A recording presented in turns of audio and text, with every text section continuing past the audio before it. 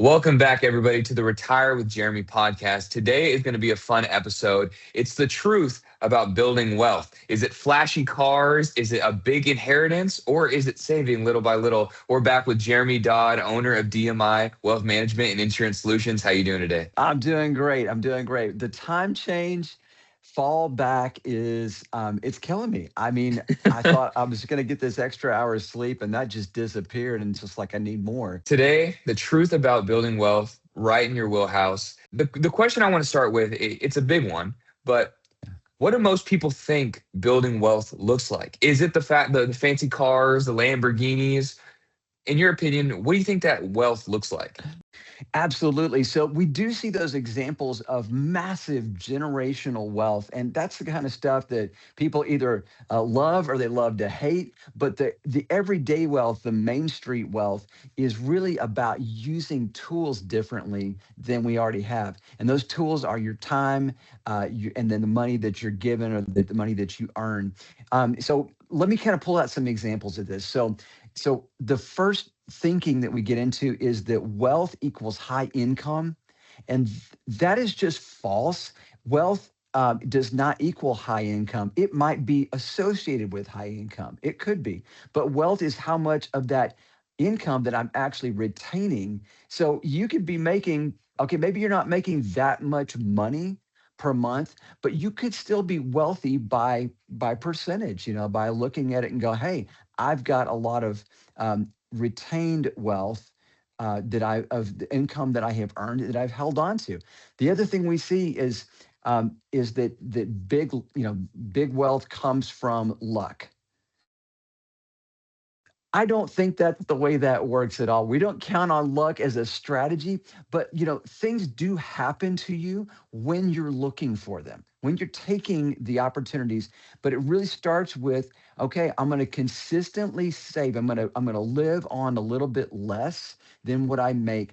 Put some of that back, and then opportunity is going to find you. I mean, things are going to happen. The market's going to shift. Somebody's going to be wanting to sell something that is of value to you, or maybe that you can flip into something else. And that is where money is going to, or wealth is going to be created, is when you find that value point. The other thing we see is complexity. There is a huge run in the market on complexity. There's hundreds or thousands of different funds that do a lot of different things. We don't actually have to have a lot of that complexity. The complex tools, and we can just call them out a little bit, but stuff that maybe that you see talked about a lot, private equity, hedge funds. But a lot of real wealth is built through very boring tools, just basic investing on a consistent basis. And then we talk about risk after that. The fourth thing would be I had this mindset of I want to be immediately gratified. I really just got to have it now. I need that dopamine hit right now. And if I just slow down just a minute, just breathe, count to 10, let that silence be there for just a second, I can probably roll my brain back, slow my roll a little bit, and make a wealth building decision by not spending something that I really, really want. And I guess we do see, wealth being associated with this lavish lifestyle, that high outflow type lifestyle, which, you can focus on brands and luxury and travel and all the toys. I see a lot of people blow money on boats. Um, it just doesn't go well. Anytime I see somebody buying a really expensive boat that is still in their building phase of wealth, I'm pr- I can almost I can be pretty certain that things might not go as well as it should for them, because I think that their focus in my mind has shifted from wealth build to spend, or to lavish lifestyle spending, because they're chasing something that just really is the opposite of wealth.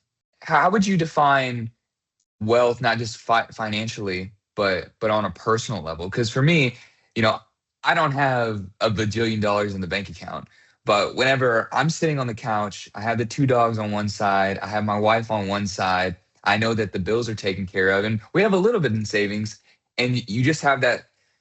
Whew, This is Yeah. good. This is the good life. Yeah. Would you say Yeah. that And that's a bit of real wealth there? I really absolutely do. The human experience is really built around being able to be full of gratitude, not just full of stuff or full of new experiences. Those experiences are great, and we're so thankful when travel gets to happen or whatever it is. But like you said, just being in the moment and thanking God for every single thing that has been afforded to you, and literally going long on that list.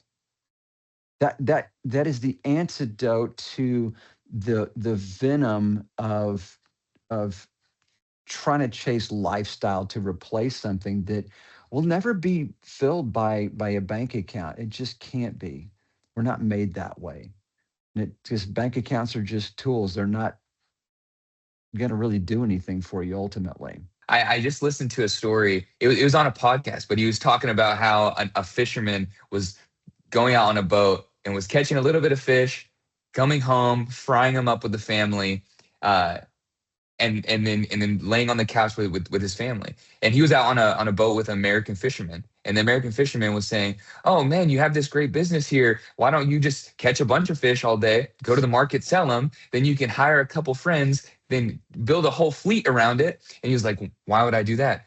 Well, then after you get enough, you can build a corporation, you can build a business, you can go to the States.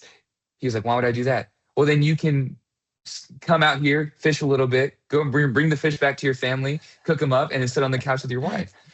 So I think that's a bit of a. I don't know if you ever heard that before, and I probably I butchered have. it. It's a great. No, you did a great job. Great story. It's so on point. It's so on point. It is. We're seeking freedom of worry. We're seeking freedom of choice, freedom to give, um, and but we treat money like a trophy, but money is a tool. Those are different things. Truly wealth people don't chase the numbers. They're building lives with not on margin, but with margin, with with the ability to stop and to be full of gratitude, to sit on the couch and appreciate what's there. So we're looking for meaning. We're looking for independence. And truly, at the end of it all, we are only dependent upon, in my mind, what God has afforded us, which again is just a short time on this beautiful blue and green planet. What's one principle of building wealth? Like, what would it be for you? I think it's consistency.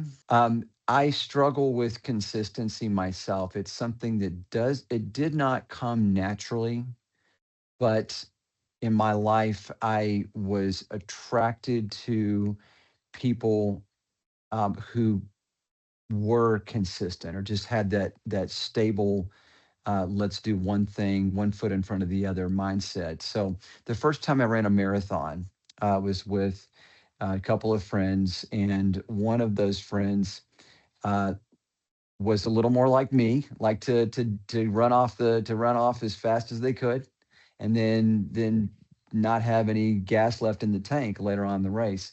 Another friend who's still close to this day is very consistent, maintained a steady pace, did not finish the race in record time, but finished the race, which was his goal. It was just to run that incredibly long 26.2-mile marathon.